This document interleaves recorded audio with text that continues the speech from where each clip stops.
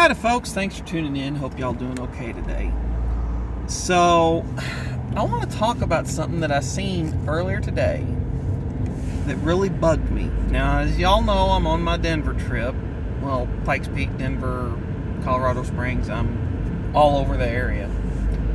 But one of the things that I seen today that really irritated me, and I've actually seen this happen before, involved the homeless. Now, the homeless situation is a big problem that is very complex and would take, and it's multifaceted because you have trauma, mental illness, drug addiction, alcoholism. A lot of times, don't see that on the road every day. An old ragtop Carrera 4. That's almost a collector Porsche. That's an old air-cooled flat 6. That's pretty cool.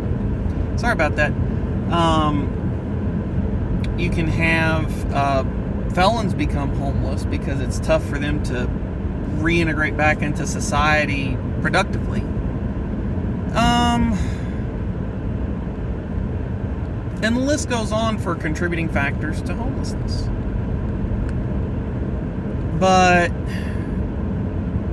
And I have nothing but sympathy for the homeless. I wish that society at large did more to help them in ways that didn't just, oh, well, here's a homeless shelter, but rehabilitate them to the point where they can, get a house or an apartment or find some place to live that's not a tent in the middle of a sidewalk. I wish that was the way that society everywhere kind of addressed it. Like, okay, yes, they may have one or more problems, and it's a long, drawn-out, complicated reason as to why they've got the problems. And we're not going to find a simple solution to put them back in a home. I'm not saying that I have all the answers on this. I'm just saying that I wish that people smarter than me that work in these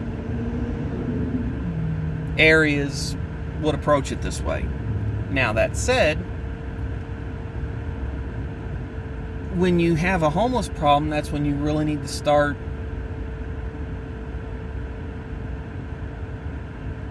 addressing it and trying to figure out how to keep them safe, fed, sheltered, and then onto some sort of a rehabilitation process. Well, what really irks me is when you have cities, states, locations, whatever, that will allow the homeless to set up homeless encampments in areas of the city. I'll give this an example. I work in Louisville. I used to Uber in Louisville all the time.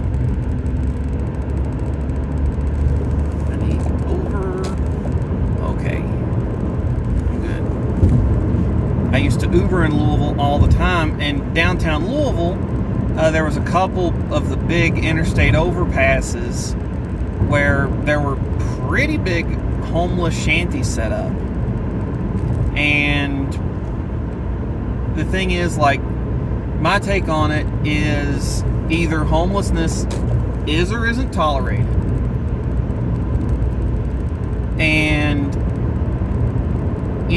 you can call me heartless for saying that, but you either, legally speaking, as a homeless person, you either legally have the ability to pitch a tent on a sidewalk or under an overpass or wherever, or you don't, just legally.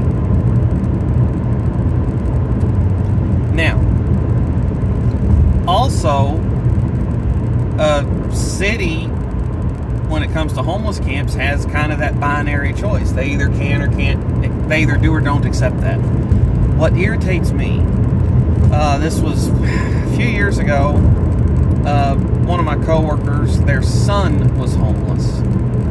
And one of the things that amazed me is how much he got around even being homeless and drug-addled. But there was a rather large homeless camp downtown Louisville, like I said, under those big overpasses. Well, Kentucky Derby came to town. This was pre-COVID.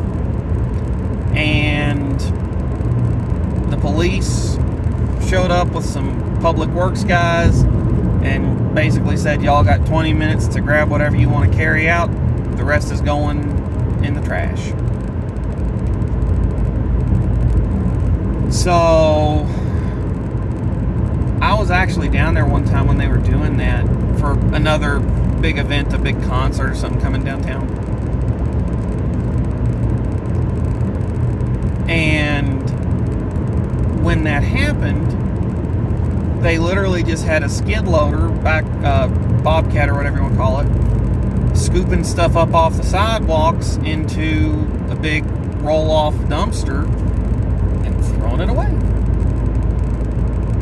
Like I said, personally, I think that the homeless issue should be dealt with in a more holistic approach than just, well, they can camp here, here, here, here, and we'll set up a shelter and a soup kitchen. But this is the system that they have. So what really irritated me is they would accept homelessness and, living on the street and under a major overpass,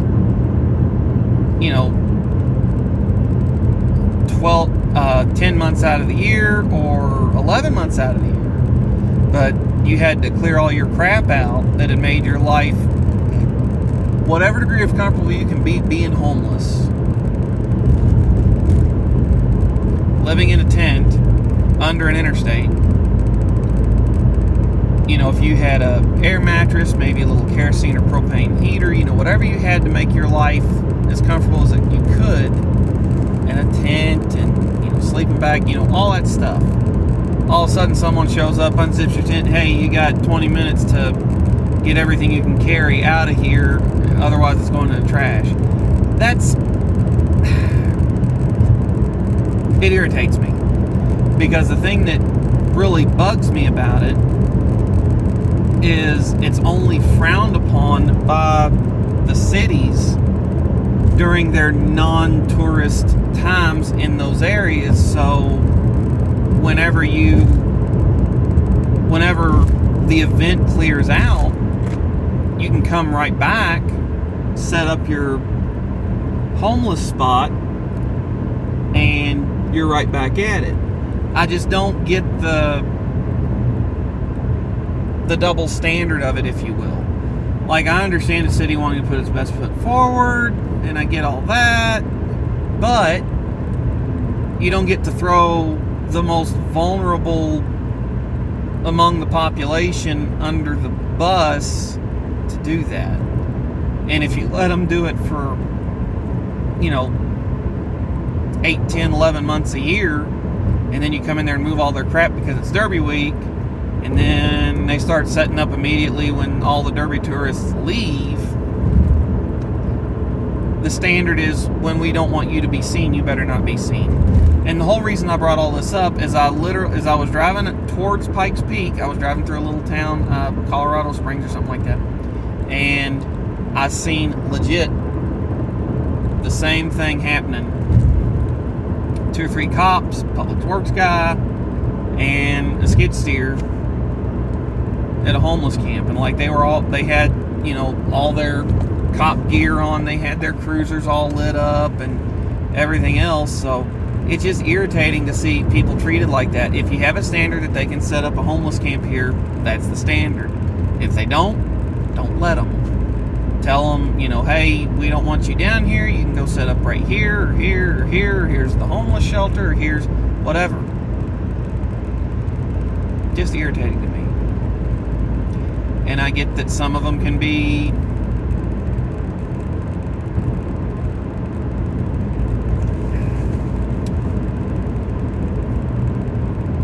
more, I'm trying to choose my words very carefully. less agreeable than others due to whatever reason made him homeless. There was a homeless veteran. He was the Tin Can Man. That was all I knew him by for years, and I found his name was Floyd. Vietnam vet, homeless, had one of those big, essentially grown-up tricycles that you sit on, and he had a little wagon he pulled behind it. He'd go around gathering up tin cans. That's how he made his money. Did that for years.